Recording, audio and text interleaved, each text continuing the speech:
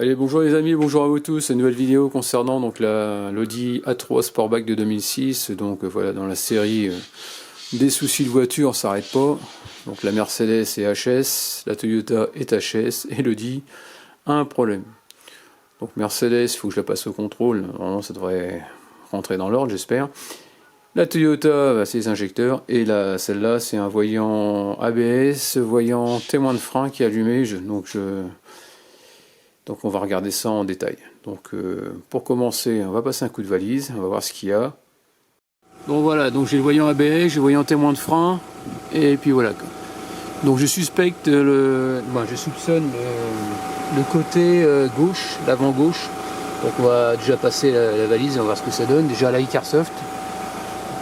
Alors pourquoi je soupçonne déjà avant de commencer, c'est que le témoin d'usure et l'ABS se trouve côté roue avant gauche. Donc je pense plutôt à un problème de faisceau, mais on va regarder, j'ai quand même acheté un capteur, comme ça on va repartir sur une bonne base. Donc là on va aller dans le diagnostic. Alors j'ai coupé le moteur parce que sinon je vais en fumer le garage. Voilà. Donc là on va aller dans Audi. Voilà, comme ça. Ensuite, donc sélection véhicule sélection, on va faire ça. On s'en fiche. C'est une A3 de 2007. Donc voilà, on va prendre celle-là.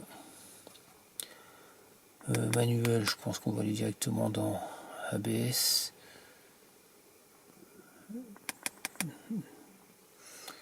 Transmission, il n'y a peut-être pas ABS. Ah bah ça va être BCM, je pense. Tac. Ouais, je pense que c'était BCM là-dessus.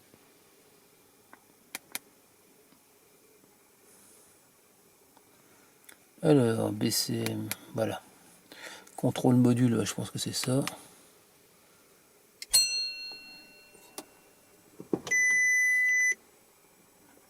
Lire code.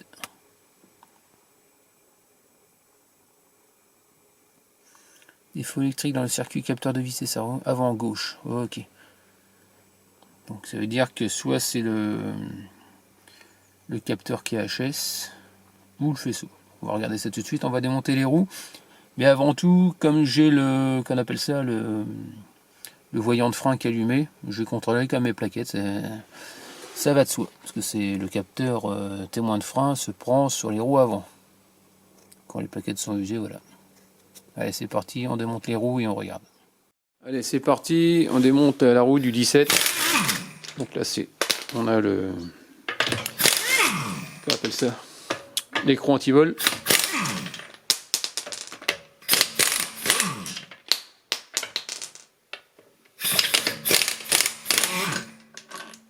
Voilà.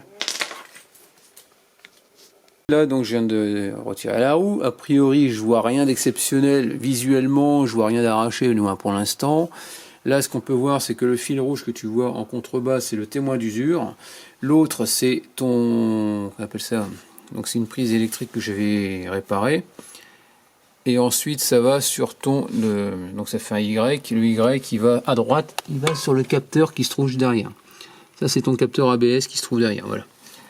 Voilà pour ça. Donc les plaquettes, ici on peut voir qu'il y a des garnitures. D'un côté de la plaquette, au milieu, on peut regarder, il y a aussi au niveau du soufflet, tu as une partie métallique, et après on voit la garniture contre le disque. Donc il y a, donc il n'y a pas lieu que ça s'allume au niveau du témoin d'usure. Donc pour ça j'ai démonté l'étrier, écarté, et voir s'il n'y a pas un truc qui touche ou je ne sais quoi. Ce qui n'est pas découpé ou ce qui ne s'est pas déboîté, va savoir. Donc on va regarder ça tout de suite. Donc là, voilà pour ça. Côté droit, côté passager, on va regarder l'état des garnitures. Donc là, comme tu peux voir, il y a de la plaquette. Voilà. Et ici, il y a de la plaquette aussi. Donc c'est bon. Donc au niveau des freins, on a ce qu'il faut. Donc voilà, il n'y a rien d'inquiétant pour l'instant. Donc là, je ne vais pas remonter ma roue, ça ne sert à rien que j'aille plus loin là-dessus, de ma côté droit. Et on va s'attarder sur le côté gauche. Là voilà, je viens d'arriver à desserrer ça avec du 7. Tu fais pareil en dessous, tu as un deuxième caoutchouc. Là où on voit la vis qui dépasse, voilà.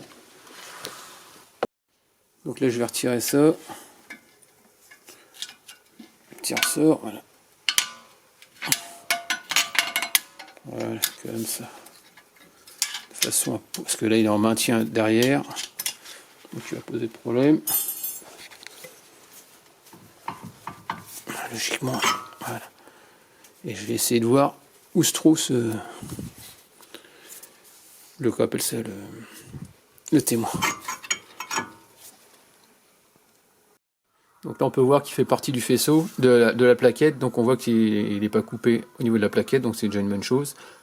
Donc maintenant on va s'attarder au niveau de la prise, tout simplement. Et puis voilà. Donc voilà, j'ai revissé les deux vis. Voilà. Celle-là et l'autre dessous. Maintenant, une fois que c'est bien serré, tu serres assez fort, hein, tu remets les capuchons de chaque côté. Voilà, tu fais celui du bas aussi également.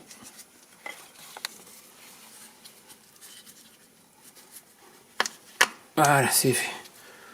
Bon bah voilà pour ça. Bah, maintenant on va changer le capteur ABS. Donc voilà, c'est cette référence. J'ai acheté ça chez Autopart de mémoire. Donc c'est HCA, NT, enfin bref, donc tu as les références.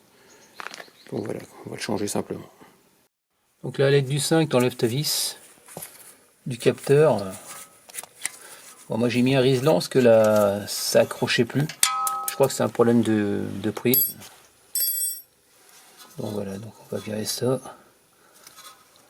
Si ça vient pas avec un petit tournevis, tu fais levier. Et pour le faire un coup en haut, un coup en bas.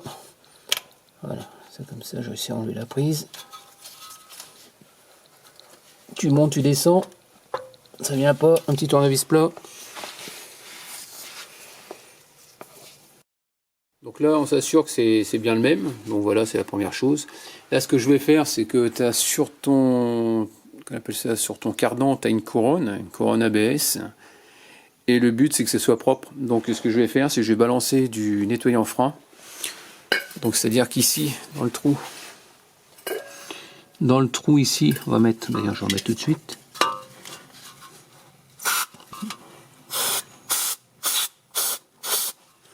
Dedans, tu vois ce que je veux dire. Et, parce que là j'ai nettoyé qu'à une seule partie. Donc ce que je vais faire, c'est que je vais faire tourner mon disque, de façon à faire bouger la couronne et envoyer du nettoyant frein dedans. Donc pour faire tourner le disque, bah, tu fais tourner comme ça à la main. Donc j'ai posé l'appareil, parce que je peux pas filmer et tenir, tourner le disque et mettre le nettoyant frein dans le trou. Allez, c'est parti, je mets ça sur trépied. Allez, go.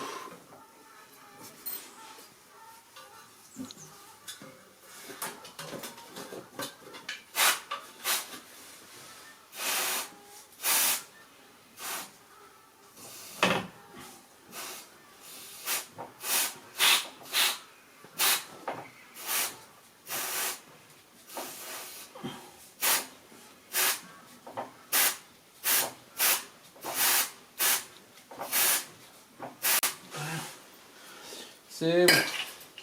Maintenant, on va pouvoir remonter le nouveau. Je ne vais pas me planter. Il y a qui est plein de rouille. Non, c'est celui-là. C'est le 9. Voilà, on va bien le remettre en place. Bah, tu le renquilles dedans, hein, dans le trou, bien droit, et tu remets ta vis comme avant, tout simplement.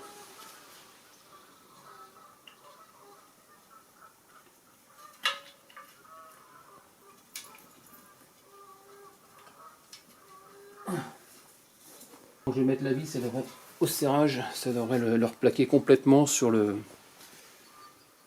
l'intérieur.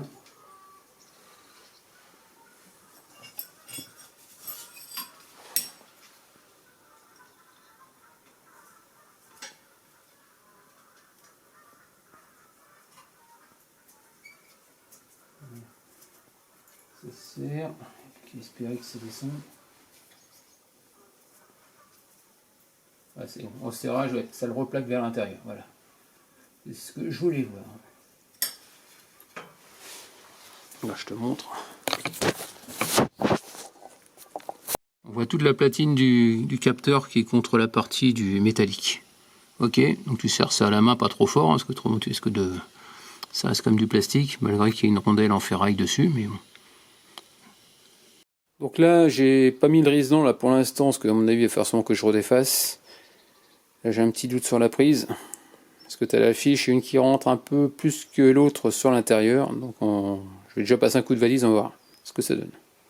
Donc, a priori, j'ai toujours le défaut. Donc ce qu'on va faire, c'est qu'on va vérifier si je peux l'effacer, savoir si c'est un défaut permanent ou un défaut, qu'on appelle ça, historique. Donc on revient en arrière. On essaye. Voilà, et on va faire effacer défaut. Ah non, il veut pas. Ouais, normal. Donc on revient dans break. Dire code erreur, ok. Défaut électrique dans le circuit ABS, ok. Revient en arrière, hop. Effacer.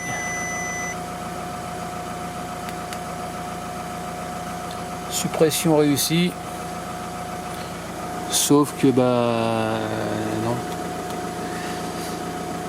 Le défaut il est toujours là. Donc c'est un problème de faisceau mais pas un problème de capteur. Bon, on va regarder ça de plus près. C'est bien ce qui me semblait. Donc j'ai changé quand même le capteur ABS, mais malgré ça, ça part pas.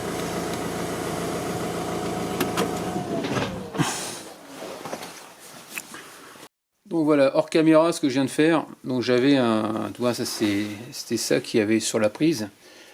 Et donc je pouvais constater qu'il y avait un défaut. C'est-à-dire que dedans, tu as cette partie-là qui est en bout, que comme on peut voir sur cette prise-là, qui rentre dedans. Ok.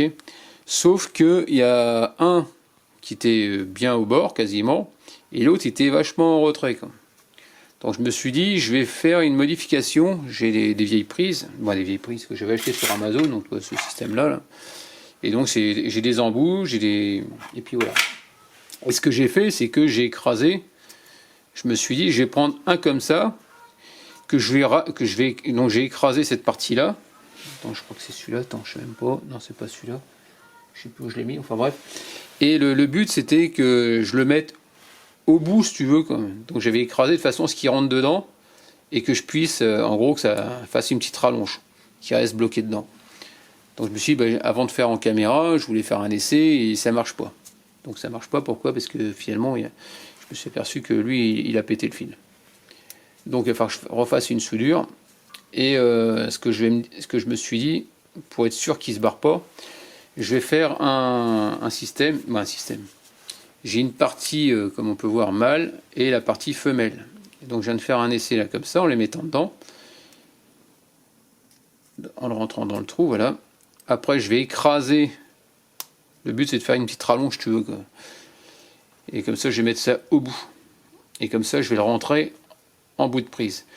Donc a priori, le fait que je mette ça dedans, je me suis dit ouais mais ça va pas rentrer dans le capteur. Donc j'ai pris le vieux capteur. Et a priori ça rentre dedans. Donc ça rentre bien malgré qu'il y ait le truc en bout. Donc ce que je vais faire, c'est que je vais faire comme j'ai dit, je vais faire rentrer ça mâle dans femelle. Je vais écraser les bouts de façon à le serrer. Je vais le faire tout de suite d'ailleurs. Voilà, comme ça.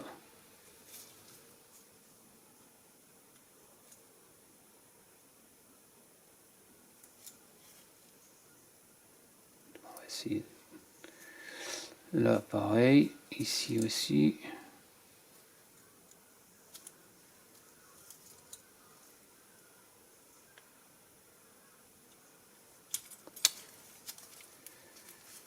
Je vais peut-être prendre une pince plus fine, parce que là c'est un peu la galère.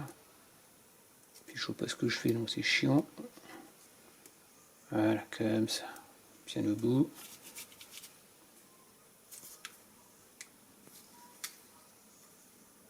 Voilà, c'est bon, j'ai écrasé, ça a plus l'air de bouger. Donc ici je vais serrer un petit peu là. Voilà, comme ça.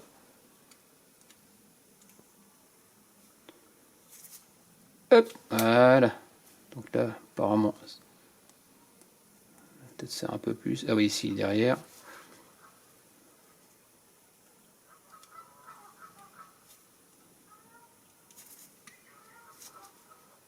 Pareil aussi. Hop. Ah là, ça bouge plus. Là, il n'y a plus de jeu, donc c'est que c'est bon. Je vais écraser encore un poil. Hop. Voilà. Donc là, maintenant que ça bouge plus, on va faire une petite soudure. Donc je vais la rentrer dedans, je vais dénuder un petit peu, et puis voilà. Moi, je vais chercher là comme ça, on va faire ça propre.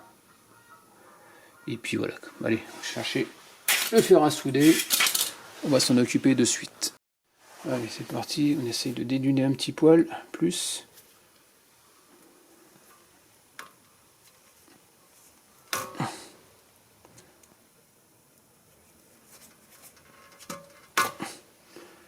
Voilà.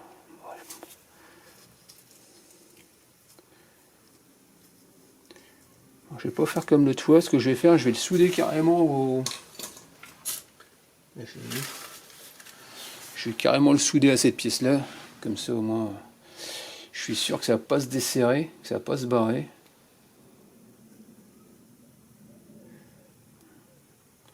Alors, ce que je vais faire, je vais le maintenir. Donc, ce que je vais faire là, je vais le serrer ici pour pas que ça bouge. Avec les rabats sur la gaine, tout simplement. C'est le premier truc que je vais faire.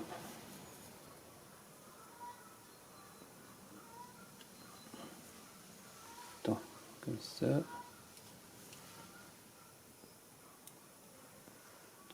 Voilà.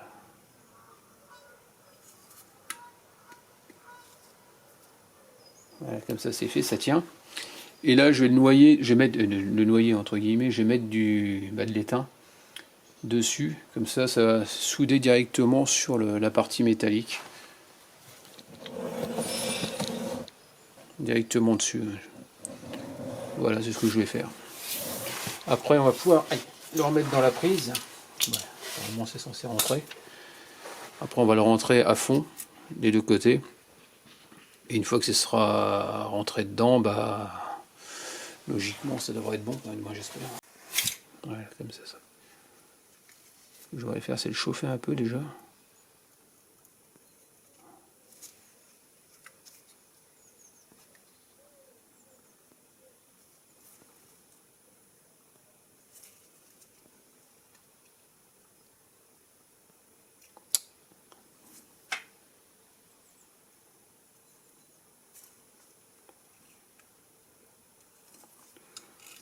Peut-être chauffer un peu dessus.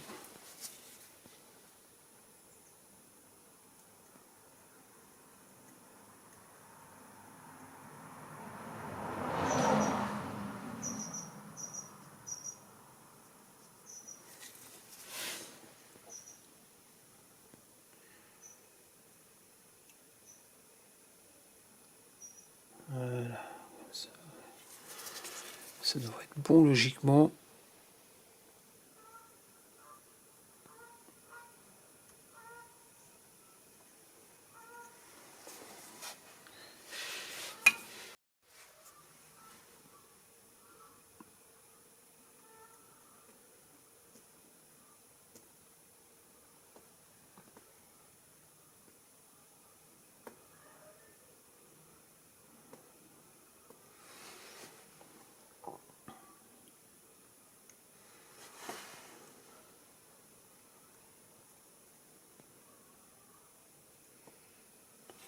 Je pense que c'est bon, là je vois pas ce que je fais.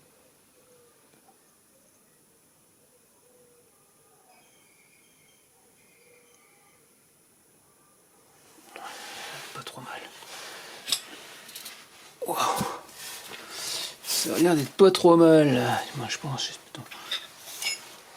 Je que ça bouge.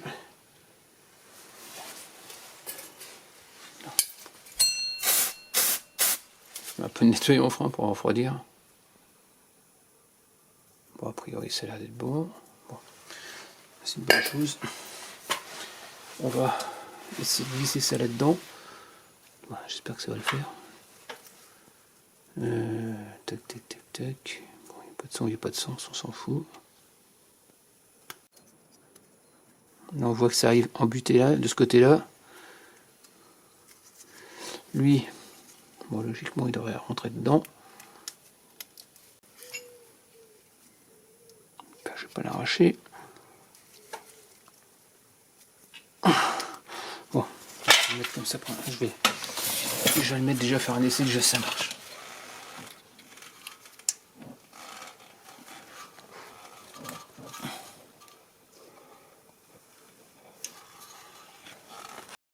Bon, toujours pareil, a priori, c'est peut-être normal. Donc là, on va revérifier la valise.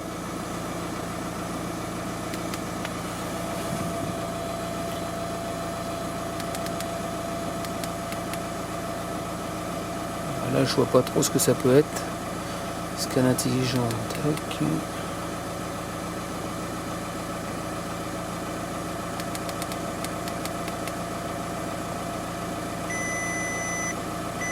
C'est normal, il communique, ça fait sonner. Il y a le code erreur. Toujours défaut électrique, ok.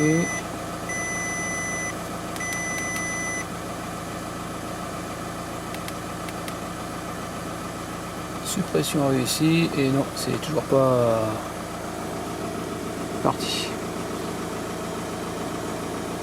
Ah. Voilà, je ne sais pas. Je ne sais pas. Qu'est-ce qu'il y a? Donc là, je viens de le brancher en direct sur le capteur. Comment dire, je l'ai pas mis dans la prise. Et donc le problème, c'est ça, j'ai trouvé.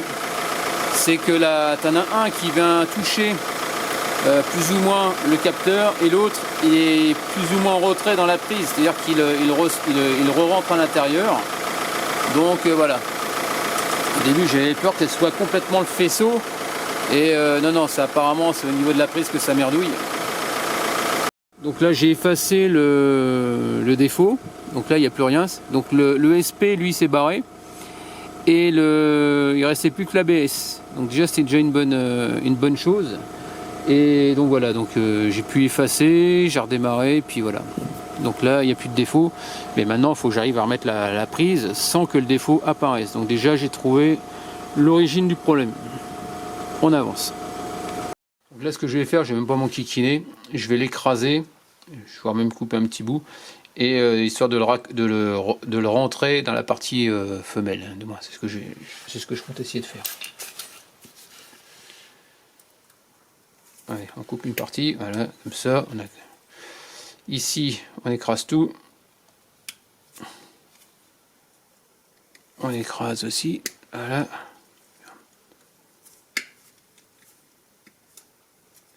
Le but, c'est de faire un rond.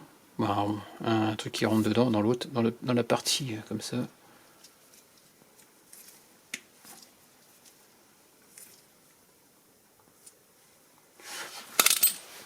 Ici, donc c'était le gris qui me pose problème. Ouais, donc là, ça va pas le faire. Parce qu'il rentre pas dedans. Donc je vais essayer de le rendre carré, parce qu'il n'est pas très carré.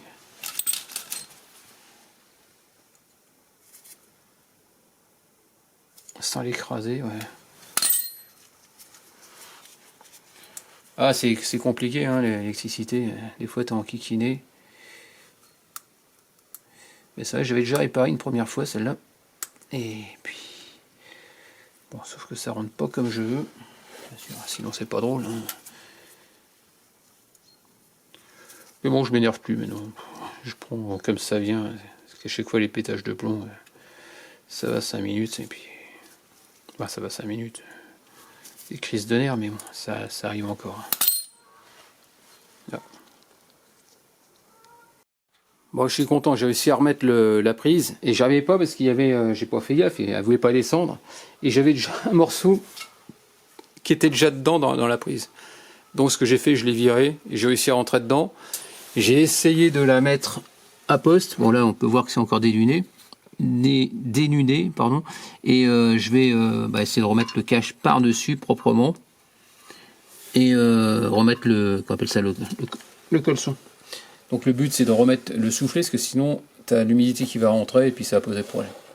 Bon bah voilà, terminé pour cette vidéo. Donc comme tu peux voir, c'est pas très compliqué à faire une recherche de panne. Moi, pour moi, c'était pas trop compliqué, donc j'espère que tu auras compris un peu la méthode à suivre pour y arriver. Donc n'hésite pas donc à me laisser des commentaires si la vidéo t'a plu avec des j'aime ou j'aime pas comme d'habitude. Pense à t'abonner, actionne la cloche de notification si tu veux avoir d'autres vidéos de ma part. Et puis je te dis à très bientôt. Ciao.